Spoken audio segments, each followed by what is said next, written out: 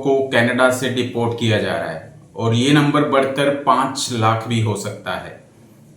इसके पीछे क्या कारण है कि कनाडा जैसी वेलफेयर कंट्री अब इतनी बड़ी संख्या में बच्चों को वहां से डिपोर्ट करने जा रही है? यह बहुत सरप्राइजिंग और शॉकिंग न्यूज़ है। इस पूरी न्यूज़ को मैं आपके साथ इलेबोरेट करूंगा इस पूरी पॉडकास्ट में, इस पूरी वीडियो के अंदर। तो मेरे साथ इस पूरी वीडियो को सुनिएगा।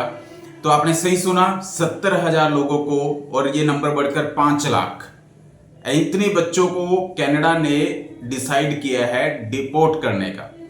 इवन ये प्रैक्टिकली पॉसिबल नहीं हो पाएगा कनाडा के लिए, लेकिन जो न्यूज़ सुनने में आ रही है 70,000 बच्चों को कनाडा से डिपोर्ट करने की। ये वो बच्चे हैं जो वहां पर काफ़ी सालों से रह रहे हैं, इवन 4 से 5 साल हो चुके हैं और कनाडा के कल्चर में ये बच्चे इन्वॉल्व हो चुके हैं, उसको पूरी तरह से अडॉप्ट कर लिया है और कनाडा की मार्केट में इनका बहुत बड़ा कंट्रीब्यूशन है। उन बच्चों को भी वहां से डिपोर्ट करने का डिसीजन कनाडा गवर्नमेंट ले रही है। इसके पीछे क्या फैक्टर्स हैं, इन सभी फैक्टर्स को मैं आपके साथ डिस्कस कर रहा हूं। इसमें सबसे बड़ा फैक्टर जो मुझे लगता है वो ये है कि कनाडा के अंदर अब जो कैनेडियन है वो इमिग्रेशन को लेकर काफी नेगेटिव हो चुके हैं। उनके जो सेंटिमेंट्स हैं, जो कनाडा सिटीजन्स हैं, कैनेडियन पीपल हैं, इमिग्रेशन को लेकर अब काफी नेगेटिव मूड में आते हैं। पहले कनाडा के अंदर जितने भी इमिग्रेंट्स थे उन सभी को वेलकम किया जाता था। कनाडा को एक अच्छी इमिग्रेशन कंट्री बोला जाता है, एक वेलफेयर कंट्री बोला जाता है। जो लोग कहीं पर भी सेटल नहीं हो पाते वो कनाडा उनको वेलकम करता है और कनाडा उनके पास रहने की परमिशन देता है। लेकिन अब कैनेडियन ऐसा नहीं होना चाह रहे हैं, ऐसा नहीं चाह रहे हैं। इस वजह से मुझे लगता है कि ये जो इनसिक्योरिटी है कैनेडियन के माइंड में वो एक सबसे बड़ा फैक्टर है। इवन मैं ये बोलूं जो मेन रीजन है इसके पीछे वो इस समय की हाउस क्राइसिस का है या जॉब क्राइसिस का है। अब हाउस क्राइसिस की बात करें तो इस समय जो इन्फ्लेशन है काफी ज्यादा है। रेंट जो है 3 to 4 times, even 3 to 4 fold ये हो चुका है।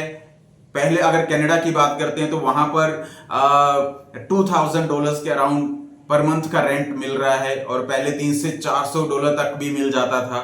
और इतना बड़ा प्राइस में हाइक हुआ है जिसका सीधा सीधा इफेक्ट इन्फ्लेशन पर पड़ रहा है। क्योंकि कैनेडियन जो कनाडा में पीआर भी हैं, ऐसे बहुत कम लोग हैं जिनके पास अपना घर है। क्योंकि अपना घर पहले तो अगर देखा जाए तो ये बहुत इजीली मिल जाता था, बट इस टाइम पर प्राइसेस इतने हाइक हो चुके हैं कि अपना घर लेना ही बहुत ज्यादा मुश्किल है, बहुत ज्यादा टफ है। और दूसरा वो रेंट जो पे कर रहे हैं वो काफी हाई हो चुका है। तो ये हाउस क्राइसिस कनाडा के अंदर काफी टाइम से अब चल रही है, ये एक मेन कारण हो सकता है।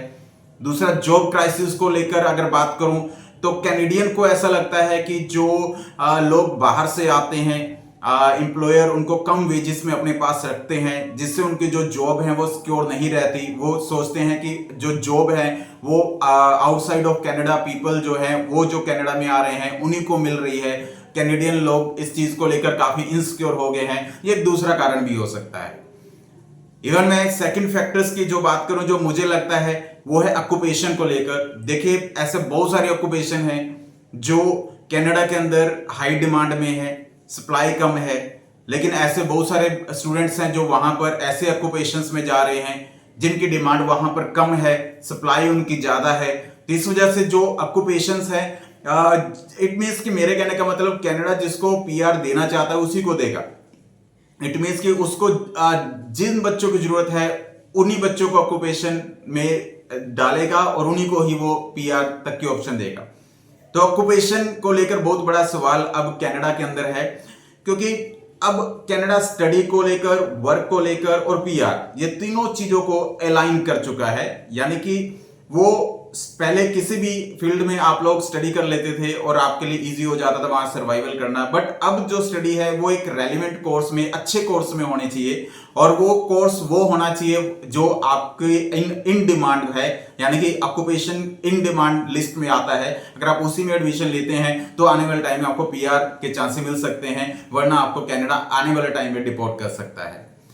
देखिए सबसे बड़ी बात तो यह है कि कनाडा उन बच्चों को डिपोर्ट करने वाला है जो वहां पर 5 to 6 इयर्स तक भी हो चुके हैं, इवन जो कोविड के टाइम से वहां पर रह रहे हैं और उस टाइम पर उन्होंने जिस तरह से कनाडा की हेल्प करी, कुछ ऑक्यूपेशंस में अपना कंट्रीब्यूशन देकर, आज वो बच्चे पूरी तरह से उस लाइफ में इन्वॉल्व हो चुके हैं और कनाडा उनको डिपोर्ट करने की बात कर रहा है।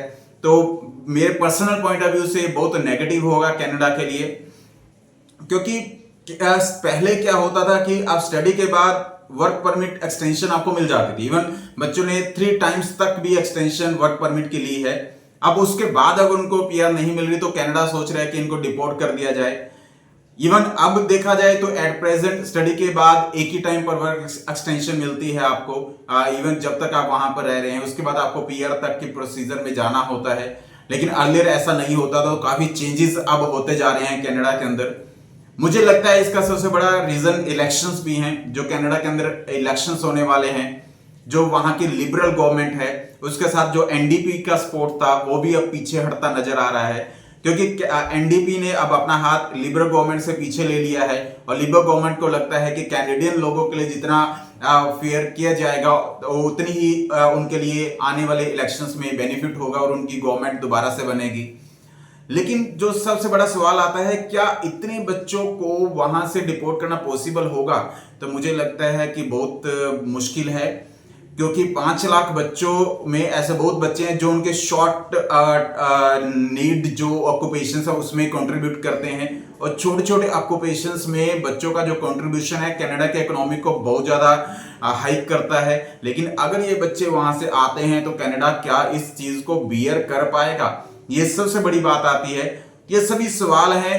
कनाडा को शुरू से वेलफेयर कंट्री बोला गया है, यानी कि कनाडा के अंदर जो लोग जाते हैं वहां पर वो वहां के हो जाते हैं, वो चाहे वो वर्क परमिट से जाएं या फिर स्टडी परमिट से जाएं या फिर वर्क परमिट एक्सटेंशन से जाएं।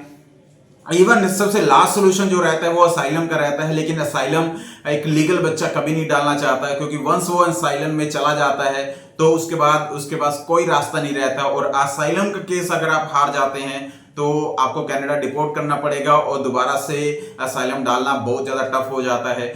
तो ये कनाडा का जो फ्यूचर है मुझे लगता है थोड़ा सा भी डार्क में है, बट आने वाले टाइम में होप्स हो कि कुछ अच्छा चेंज हो, गवर्नमेंट के अकॉर्डिंगली अच्छे डिसीजन लिए जाएं। और ये सभी बातें मैं आपके साथ शेयर जरूर करना चाहता था, ताकि जो कुछ चल रहा है वो आप तक पहुंचाया जाए।